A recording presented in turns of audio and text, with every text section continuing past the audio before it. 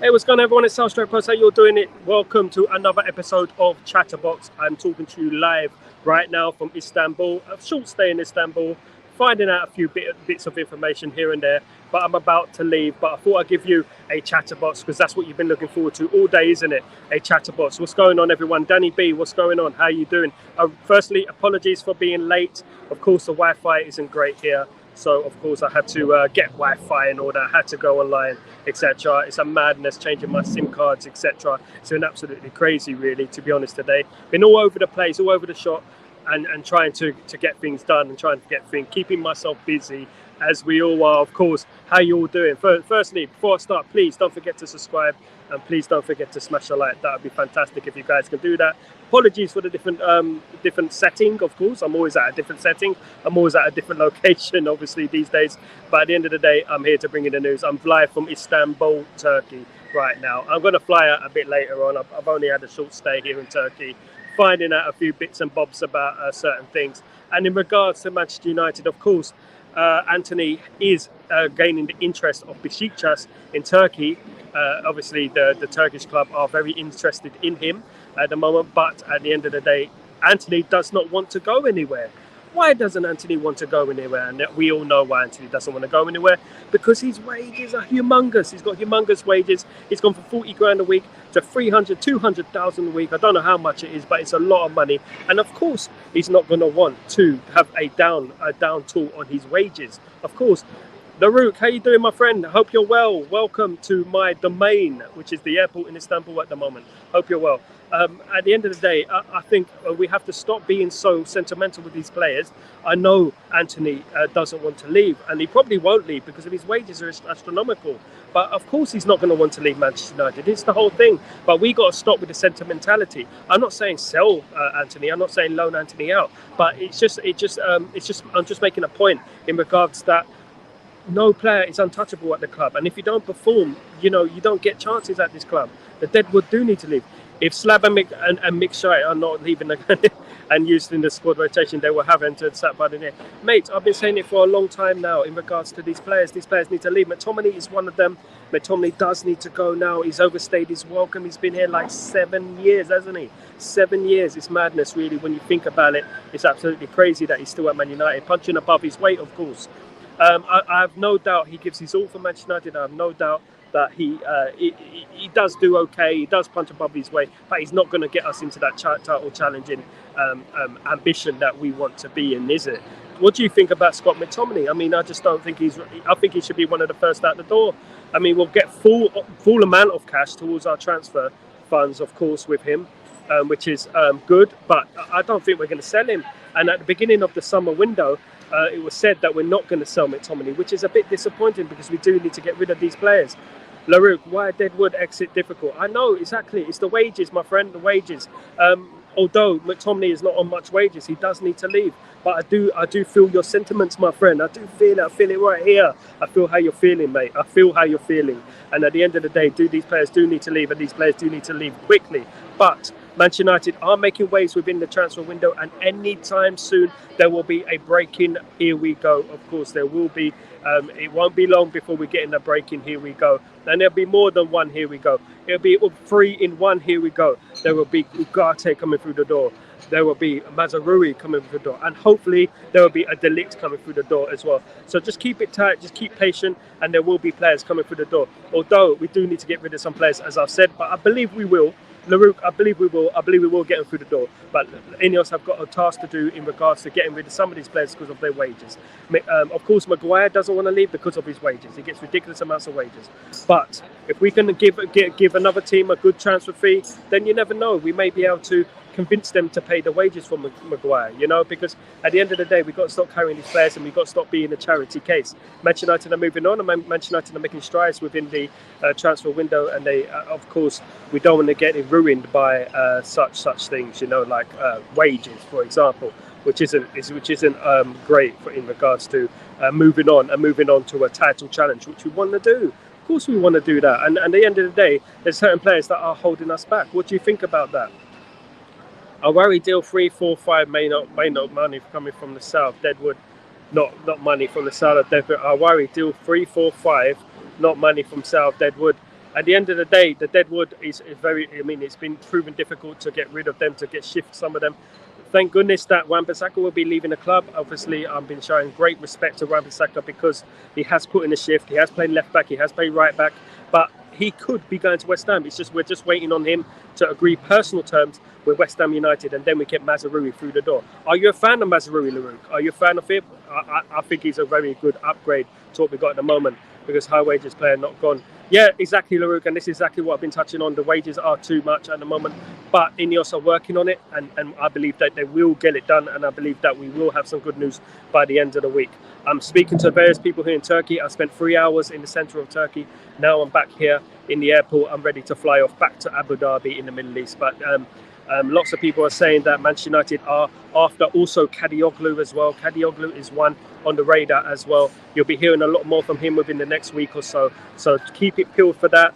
In regards to Antony, as I said, it's going to be difficult to get rid of him. But in regards to Antony, he doesn't want to leave the club. And this is what he's openly said. He wants to prove himself next season. In my opinion, give him one more season and that's it. But McTominay, Maguire, Lindelof, these type of players, even Malacia now, because of his rehabilitation. We're not a charity case. We're not a home for people who got a depression. We're not that. We're Manchester United. We got to start winning, and we got to be ruthless. And I think they are being ruthless. I think certain players will leave. We just have to be a little bit more patient. Of course, before I was saying that I wanted all the deals done by the pre-season. It just doesn't look like it's going to be that way, does it? But as long as we get them done before the start of the season, that would be good enough for me. We've got a few players through the door now. Mazraoui looks like he's coming through the door. And Wan-Bissaka looks like he's going to West Ham as well. So there you go. What's the Euro news? What is the Euro? I haven't heard nothing in regards to Euro at the moment. I heard that he's going for a medical today.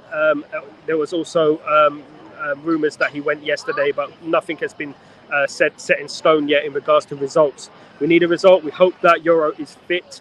We hope that he will get fit very soon, and it's not as bad as we first think.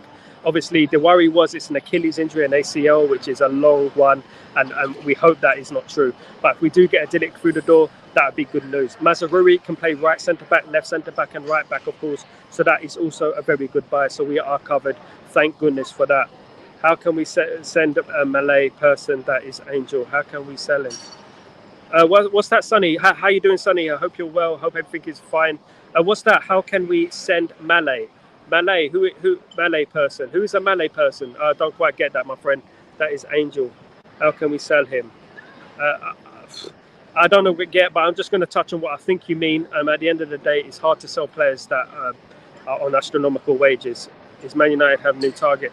Man United have got Kadioglu on their sites. I'm here actually in Turkey. If you look around, this is the Turkish airport here. I'm here in Turkish airport. Yeah, I'm right here in good old Istanbul, and I'll be here for the foreseeable until I fly out back to UAE. But I'm hearing news out here that Antony wants to go to Besiktas. No, Antony wants to stay at Manchester United, but Besiktas have made an offer for Antony, and of course Manchester United are quite interested. Malaysia is injured, and Malaysia. Malaysia is a country. I thought you said Malaysia. What's going on? Malaysia is injured. Yes, Malaysia is injured. He's going for rehabilitation. How can we sell him?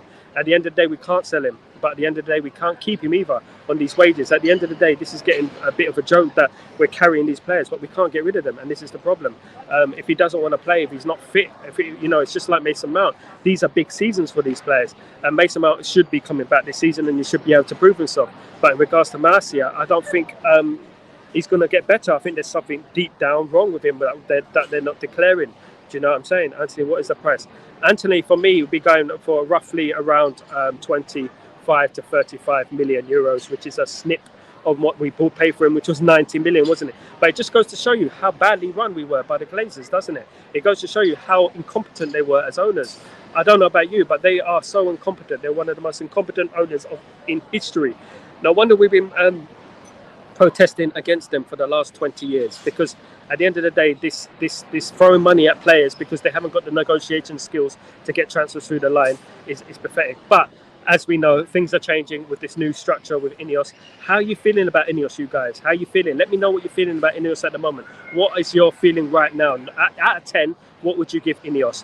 1 to 10, what would you give INEOS at the moment? In my opinion, it is a 7 at the moment, because at the end of the day, we've still got a lot of players to come. We've got 2 players through the door. We've got a player through the door as well.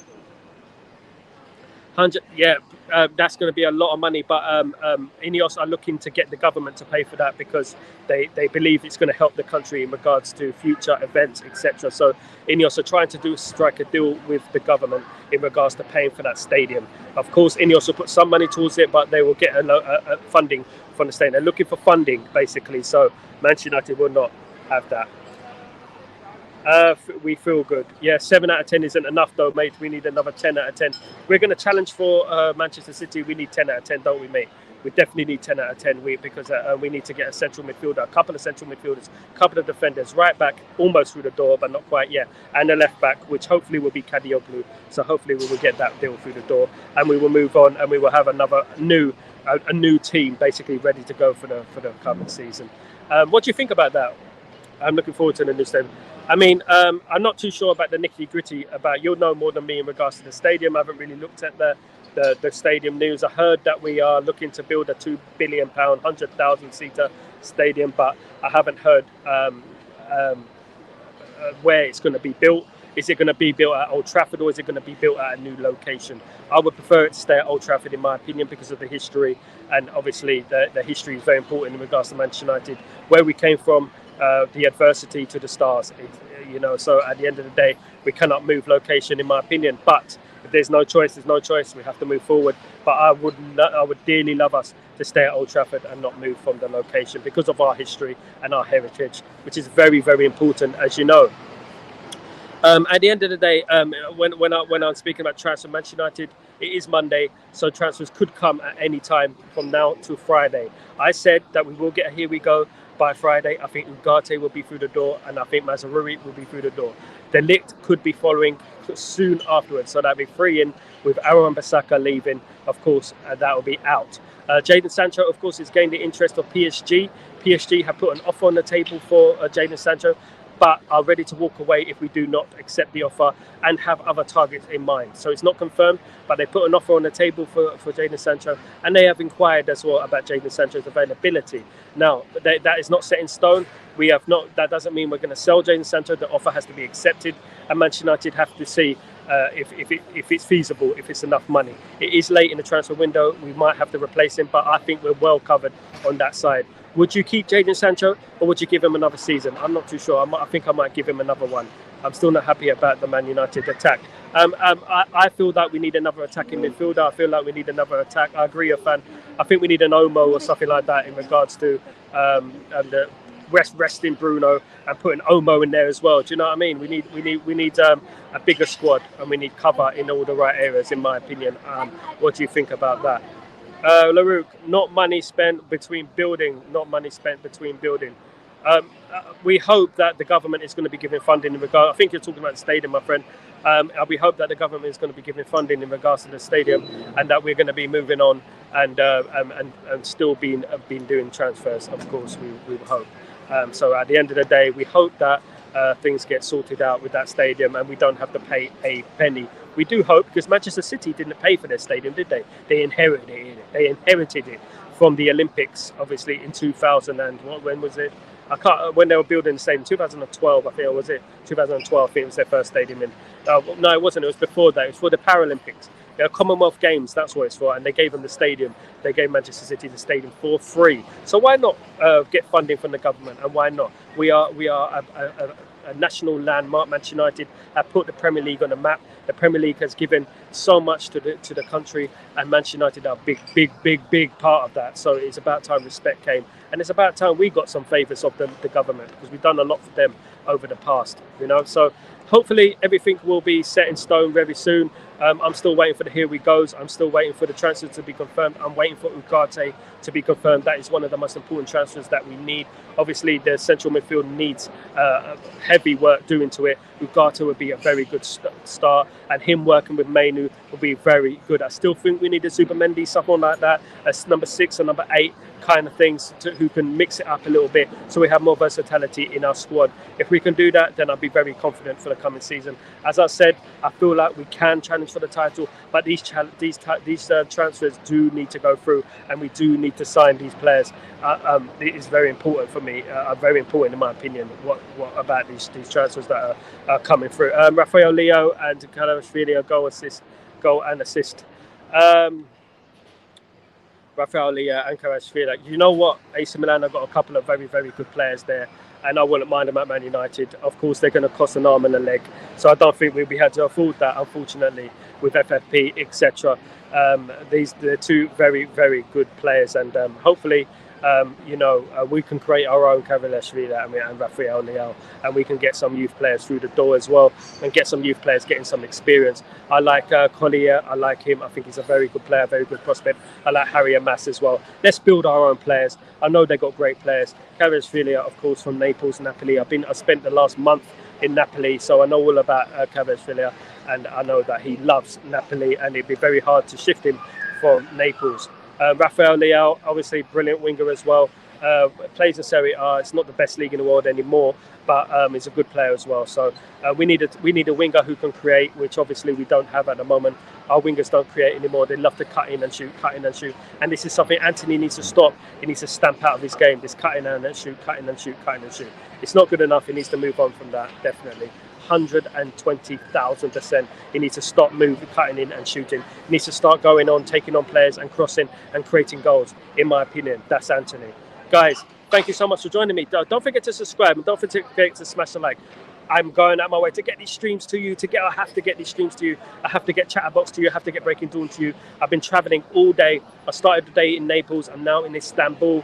And of course, I spent a few hours in Istanbul getting some info for you guys. Kadioglu is still interested. We are still interested in Kadioglu. Although Jose Mourinho could be the stumbling block, Jose Mourinho would not want to sell one of his main players to obviously the club he left not so long ago. So there's still a little bit of feeling there. So to get Kadioglu over the line, we're going to have to work hard to do that. It is said that Kadioglu wants to come to Manchester United, and we do need a left back. He can play left-sided centre-back, and he can play left winger-back as well.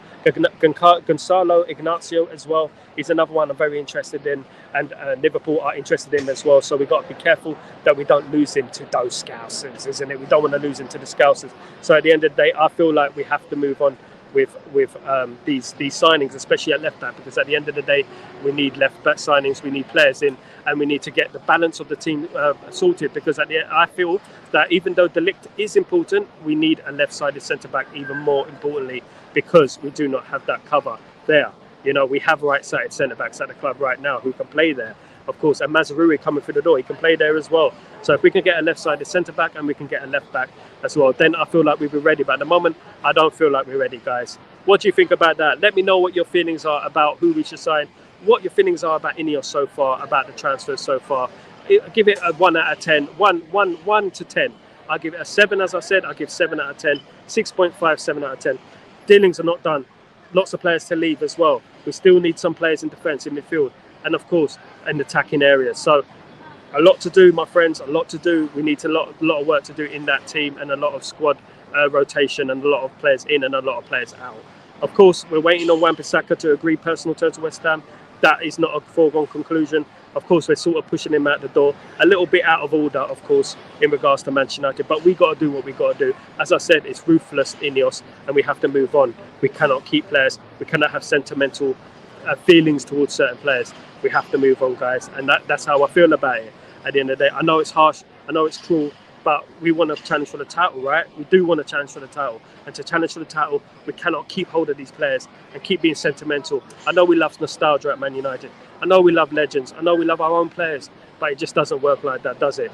At the end of the day, if we want to move on, if we have aspirations to challenging City, challenging Arsenal, we have to get rid of players, and we have to be ruthless. In regards to Arsenal, I wasn't happy yesterday in regards to the result, of course, but it was just a friendly. But also Arsenal's, the way they reacted to that friendly, celebrating like it was the Champions League final, and also going in with challenges that almost break players' legs, I was not happy about. If that was the other way around, they'd be crying, they'd be making Netflix series about it, of course. So, guys, thank you so much for joining me. I know the surroundings are a little bit different. I know I'm bringing you a bit of a slapdash, bringing you the news as I get it.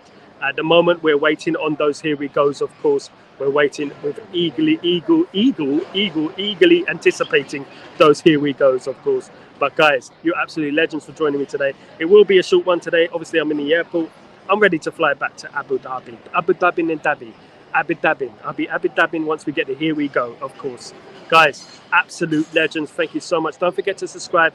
Don't forget to smash a like. That is so important for this channel and for the growth. We are a community. You guys, I see you every day. LaRoute, Fan, all you guys, I see you. I see you there. Every single one. Let me just give a shout out to every single person. Danny as well, of course. Big people in the chat. Big people who've been backing this channel from the start. We're growing as we go. I've had 1,000 subscribers in the last month. We are growing together, and it's going to be immense when we're at the top and we're celebrating trophies together here next season. It's going to be absolutely splendid, as they say, and I hope that we win some more trophies last season, because last season was so sweet. It was amazing. Unfortunately, I didn't start my podcast then, and I didn't get to celebrate with you guys, but we're due a celebration, isn't it?